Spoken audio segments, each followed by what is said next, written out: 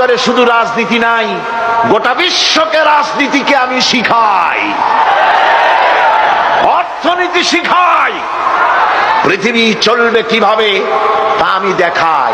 এই জন্য এই কোরআনের আসল মুফাসসির তো আমি নই, কোরআনের আসল মুফাসসির তো মাওলানা সিফাতুল্লাহ সাহেব নন, এর মুফাসসির তো মাওলানা আবুল কালাম আজাদ সাহেব নন, এর আসল মুফাসসির তো মাওলানা কামাল উদ্দিন জাফরি সাহেব নন।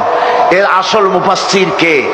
কোরআনের আসল মুফাসসির, জেনুইন অথেন্টিক ইন্টারপ্রেটার, আল্লাহর পক্ষ থেকে নিয়োগ প্রাপ্ত মূল মুফাসসির যিনি, মূল তরজমানুল কোরআন, কোরআনের ভাষ্যকার যিনি, তিনি হচ্ছেন সর্বকালের সর্বযুগের সর্বশ্রেষ্ঠ মহামানব বিশ্বনবী জনাবে মুহাম্মদ রাসূলুল্লাহ সাল্লাল্লাহু আলাইহি ওয়াসাল্লাম।